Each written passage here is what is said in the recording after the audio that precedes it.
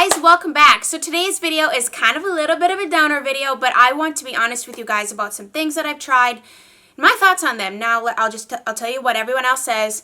This is my opinion. Things may not work for me. They may work for you. You may love these things. You may be right there with me and be like, girlfriend, I totally agree. That's not something I enjoy. But I wanted to at least try these things and give you my honest opinion on them, because that is why we're here, right? We are here to chit chat about things and try things and, like conversate back and forth about things. There's a lot of product hype. There's a lot of things that are talked about that are super awesome. They're super awesome. And then you go out and buy them and you're like, they're either lying or what is the deal? Because this is not awesome. So I am here to bring you my honest opinions on these things, and I just wanted to do that whole disclaimer. Even though I don't feel like I need to do that with you guys, I feel like you already know, like, Chelsea's going to keep it real, and that is exactly what we're going to do. So I'm going to be sharing some things that did not work for me. However, I'm going to give you an alternative, something that I find works for me, as, so it's not just all like, oh, this thing it doesn't work or whatever. I'm going to give you an option to try maybe in lieu of it. Now, not everything I have an option for, but there's a few things I was digging through my collection. I'm like, let's share this, because this is something I do enjoy. This one, not so much. So I have a couple concealers, and concealers are definitely one of those things where it really depends on your under eye situation. It depends on, are you using a hydrating moisturizer under there? Are your under eyes dry? Do you have a lot of wrinkles? Like, everyone's face is it's different. I mean, all of our faces are not the same. Elsa is going crazy. I'm sorry. This concealer retails for $21 and you get 0.20 ounce. This did not work for me. This is the shade Light, which I find to be kind of yellow. A little bit too yellow for my under eyes. It's a hair too dark, so I definitely could get a different shade. Does that play a little bit of a role into it? Yes. Yes, if you don't have the right shade of concealer or foundation, or even like the right colors of makeup for your skin, you're not going to like it as much as when you find something that you do enjoy. So the shade is off for this, first of all. But the reason I don't like this is because it disappears, first of all. Like, I put it on and I set it, which you have to set this. Otherwise, I find it just disappears. I don't know if it's the mineral aspect of it, because I noticed that with other things. This is off topic, but the Becca mineral blushes, they disappear on me throughout the day too. So I'm wondering if that's the whole mineral thing. I don't know. All I know is that it disappears. It's really liquidy and very serum-y and very light. Yes. But I find that that's a problem because it just goes away even once I set it. I also find that it kind of like the powder kind of like settles into it, and it makes me look old.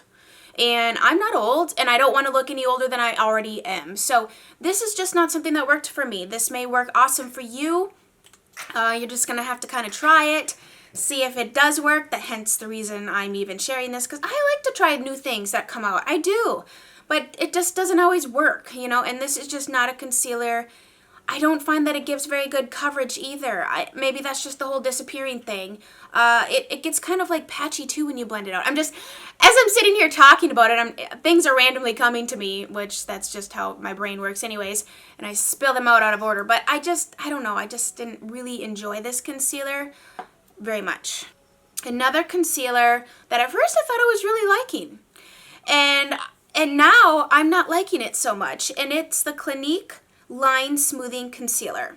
The Clinique Line Smoothing Concealer, this retails for $18.50, and you get 0.31 ounces in this concealer, so you're actually getting a little bit more and paying less than the Bare Minerals. Now, I've been using a lot of things from Clinique in the past 6-7 months, some new things to me, and I've been enjoying them. But this, not so much. This is the shade Moderately Fair, which is a decent shade for me. Great for my under eyes. It's lighter. I like a concealer that is going to be a little bit lighter than my skin tone. Elsa, do not chew on that. I like a concealer to be a little bit lighter than my skin tone, so it can brighten underneath my eyes. It's very important to me. I don't want it to just be a concealer to be the shade of my skin, because then it's not really brightening anything. So this concealer gives pretty good coverage. It's not super liquidy like this is. This is very liquidy. This is, like more of like a typical concealer type of formula. It has the doe foot wand like that. And at first I was really liking it because it gave really good coverage. But this creates lines. Like, no lie. And I use good under eye setting powders. I don't mess around with, sorry, there's like a cat hair stuck in my chin. I don't mess around with just like any old powder. Like, I have to have a good, finely milled powder so that it doesn't look cakey and dry, because I'm starting to get those beautiful like little, you know, little lines over here. And so I have to kind of know, I know what works for me, and this is just not working for me. It's kind of ironic that it's called Line Smoothing Concealer, because I find that it emphasizes my lines. I don't know if it's because of the formulation. It's not a bad formula. It's not overly thick. It's not too runny. It's a decent formula, and I believe they have some good, like a good shade range, but I just found for my little fine lines over here, I put this on, I set it with powder, and I smile, and all I see is just like all my happy moments in my life, you know, every single laugh line, and that's cool. I'm not ashamed of those. I'm not mad at them. I just don't want to emphasize them. So this did not work for me. Now you're wondering, Chelsea, so what is the option that is working for you? Currently, it's over there. The Maybelline Instant Age Rewind Under Eye Dark Circle Eraser in the shade Neutralizer. Holy crap, that's a long line. That's a lot of words. That one is like a little bit more of a yellow undertoned, and I'm really enjoying that concealer. They have other shades. I've tried like 3 of the shades. It's a great drugstore alternative. I'll just insert a picture, but you know I use it all the time. And this was the newest one to me, the Tarte Shape Tape. I've been using this, and I like it so far. The Tarte Shape Tape is $24, and you get 0.33 ounces, so you actually get the most product.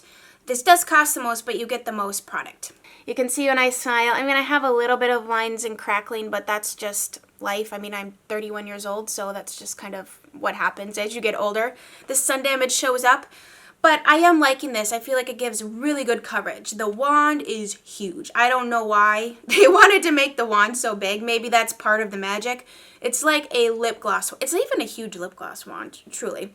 But it looks like that. It pulls out a good amount of product. You can see there. This is the shade Light. Light seems to be working for my skin tone, and I like it. I mean, there's a reason why a lot of people like it. It gives really good coverage. It can be brightening. They have a lot of, well, they've added new shades now, so there's some really light shades for those of you who are super fair. Now, on the dark spectrum, I'm not so sure that they have a lot. I think they've added a good amount of shades now, though. When they first launched, no, I couldn't even buy it when it first launched because there was nothing that was going to work for my under eye. So anyways, I've been enjoying this. I do recommend the Maybelline one and this one as an alternative to these. Next, we have the Pier I Polish. This is a base and top coat. Now, last spring, Pier sent me their whole collection of these, and I really like them. I do. I think they're really pretty. They're very easy to work with. However, this one is already dried up. It actually has been dried up for a while, which is why I haven't really used it since last spring. I added water to it. I shook it up. I did all the things I could think of to get it to not be dry anymore. And I'm really disappointed because the other ones seem to still be good. But this particular one, I don't know if it just was already old, you know, like it was older than the other ones or what. But I don't know if I can recommend you getting these unless you know what, you want to use it, you know, so it doesn't go dry before it should, you know. And I mean, I have probably more makeup than the average person, but I don't have as much as I used to. I need to film an updated makeup collection. I think I said that already in a previous video, but anyways, so this is the shade Cashmere, and this is like the prettiest one too. I was really disappointed in that. This is $26 at Ulta, and you get 0.28 ounces. So, I mean, it's a decent amount of product for the money and for, I mean, how often you would use it. But the whole concept behind it is that you can use it as a base. There's like a little net in there. You can use this as a base, or you can use it as like a shiny top coat, you know, to kind of add a polish. This color is like a pretty champagne-y color. It's just, you know, it was a nice one to have. It was the one I'd reach for the most out of any of them. But it's already dried up. So that's disappointing, and I can't sit here and say, oh, you need to have this because, you know, 6 months down the road it might be dried up for you too. So just be aware of that if you do want to try these out, to know that they're really pretty. You can use them several different ways, but it might dry up before it should. Next, we have a blush. The YSL blushes. They are $48, okay? And you get 0.14 ounces. and they don't swatch worth a crap. They don't apply worth it. Like, they're just no good. That's probably why I never hear anybody talk about them. Now, they've since repackaged these in a different package since this particular one I have. This is the shade 202. And there's just, I mean, it's pretty on your hand, but it's hard to get the product from this pan onto your face. And I don't find that there's anything special about it, that they last any extra long or they look any extra prettier. I just think for the money, I can give you 6 other blushes that are cheaper, just like maybe more luxurious and so much better. I'm going to give you one for sure. Actually, I'm going to give you 2 options because they're my 2 absolute favorites at the moment. So the YSL blush, $48 for this little 0.14 ounces. No, not worth the money. Here's an option that is Burberry. Burberry blushes are beautiful. This is the shade Cameo, number 2. You get 0.24 ounces, and how much are these? These are $42. So this is $6 cheaper, and you're getting 0.24 ounces versus 0.14 ounces. Oh my gosh, I love this shade. This is Cameo. This is one of my absolute must-have blushes. Like, if I lost or got rid of all my blushes, this would be my top 5 I'd have to keep, hands down. It's a beautiful, rosy, dusty rose mauve shade. Goes with everything. Always looks good. Really pretty on the cheeks. I love the formulation of this. It applies like a dream. It blends out. It smells wonderful. The packaging is gorgeous. You cannot go wrong with any of the Burberry blushes, in my opinion. Another one that's kind of along those lines is the Gucci blush. I'm not sure how much these are. I think these might be a little more than $42. I think these might be closer to $50, honestly. But if you want to splurge on yourself, this is the Gucci blush in the shade Pink Camellia, number 060. That's what it looks like right there. Look at the packaging on this. I mean, just absolutely stunning, divine. The blush has the Gucci, I mean, I've been using it, so I just got this for Christmas as a gift, but it's got the Gucci embossing right there. It is just stunning. This is the blush I'm wearing today. I love these. I love everything about these. So if you're going to splurge on yourself, I mean, go with Gucci. And the last one I would say, if you haven't ever bought a Chanel blush, I mean, Chanel is beautiful. Its packaging is gorgeous. Now with these, you get 0.21 ounces, so you don't get as much as the Burberry. The Burberry is 0.24, so you get a little less product, but I think these are $42 also, the same price as, no, I think these are $46. Somewhere in the $40 range. Definitely expensive, but beautiful. These smell like Chanel. I remember the first time I opened up a Chanel blush. Sorry, is that focusing? This is my second time using this camera, so bear with me as we try to figure stuff out here. But these dusty, mauve-y rose shades are just my jam. I love them, and they're going to look good on everybody. The Marc Jacobs lip lacquers. First of all, mine is faded. I don't know if you can tell, but it's like 2 colors in there. It's like the pink it used to be and this flesh skin color. This is the shade Moon Glow. I find that these, there you can kind of see the difference. See how it was once this color and now it's this color? I don't know what that is, but I don't think these are worth the money. These are $28 and you get 0.16 ounces. They're they're shiny. But I find when I put it on, it basically turns into clear gloss on me. And I've tried a couple other colors, which is why I haven't gone crazy buying a bunch of these, because every time I put one on, it just looks like clear gloss within 5 minutes. The pigmentation kind of disappears. It really doesn't blow me away. There's a lot of other gloss formulations I like so much better. One being Chanel. They have since redone theirs, so I haven't tried their newest ones. But the Glossomers, I love those. I'm looking over at my glosses. I love the Buxom glosses if you like a minty sensation. I love those. The Lorac Alter Ego glosses are bomb. Those are only $16. I just don't think this is worth the money. Yeah, it's shiny, but there's a lot of other shiny glosses out there. And for me, I put this on and it just looks like clear gloss. And I've tried a couple other shades. I know people love these, but I don't know why. There's nothing really special about this. I have a perfume combo that I like the smell of them, but they don't last on me at all. And I have a good amount of perfumes and tried a lot of different things. And the Elizabeth and James Bourbon and Nirvana Rose. they smell great. They smell best together, in my opinion. I feel like you wear the bourbon with the rose and it just kind of warms it up and creates a really interesting scent. However, it just disappears. I mean, just minutes. I mean, minutes. It's not even a perfume that lasts hours. I mean, I have perfumes that I can wear one day and like 2-3 days later, it still smells good on my shirt. You know, like it doesn't disappear. Those disappear, and I just can't recommend them because I just found that they didn't work for me. So it's not that they're a bad product because they do smell great, but for me, they just didn't last. So that's not worth investing in, you know, an expensive perfume if it doesn't last. So Marc Jacobs overall as a brand is beautiful. I love the packaging. They have some cool stuff, but there's a couple things. Like, I didn't love his eyeliners, and I think I shared that in a previous high-end video, disappointing products video. They dried up too quickly. The gel formulation dries up too quickly. You cannot possibly use up an eyeliner before it's dry. That's what I experienced. Same with these. I love the 2 shades I have. I think these are beautiful shades. I still try to use them, but they're so dry. I can barely get them on my eyeball without like tugging like crazy. They're the Marc Jacobs Twinkle Pops, his type of cream eyeshadow. Now the shades he has are very sparkly, they're very pretty, and that is what drew me to them.